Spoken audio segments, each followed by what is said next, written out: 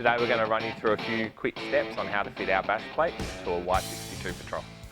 First step is to get rid of the engine bash guard, which is pretty thin material to start with, which is why we're replacing it. You need a 13mm socket because the head of the bolt is recessed up into the bash plate. Because there's no thread in the chassis on these rear cross members, the next thing we need to do is identify which holes need to have the nut-serted thread put into them. These rear ones are easy because it's the last hole on this cross brace. The front one has lots of holes and it can be a bit confusing. So the easiest way is just to grab the bash plate. The rear plate is the one that has these spacers welded onto it. We just want to hold it up in place and just put a little mark on all of the holes that need the nutsert fitted so that we don't get confused when we're fitting them.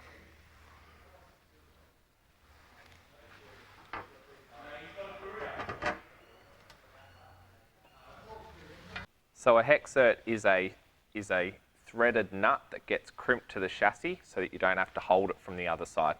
You can get these in alloy, but they're not as strong, so we use a steel one. And we've supplied this tool that enables you to do it up and crimp the chassis. We're going to use one of the bolts that we took out of the front because it's got this nice washer on it that stops it from grabbing and galling as we're trying to do it up. And we're just going to do the hexert finger tight on the tool. Insert it in our hole. You need a reasonable length spanner because it's creates a fair bit of friction and there's quite a bit of arm effort needed to put into doing it up.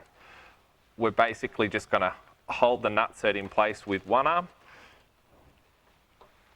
and start winding the bolt with the other. With all our nutserts in, we can start sliding the bash plates into place. We're going to start with the back one and work our way forwards, and we're going to start with the two screws at the back already in so that we can slide the slotted part of the bash plate over it. So we've got our two shortest screws at the back here.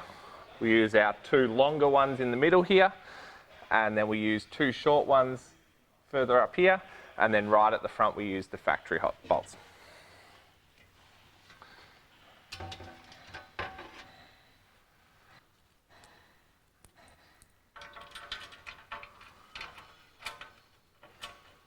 Next up, we've got our engine bash plate or our middle bash plate. Once again, we've got a slotted hole at the rear so we can slide it over the top here.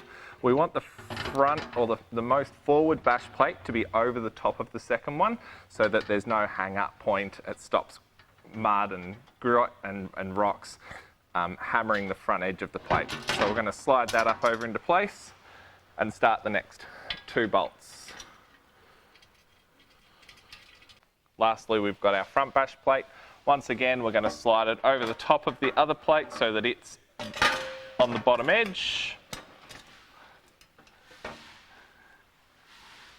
And we'll reuse two of the factory bolts with the big washer on the front here.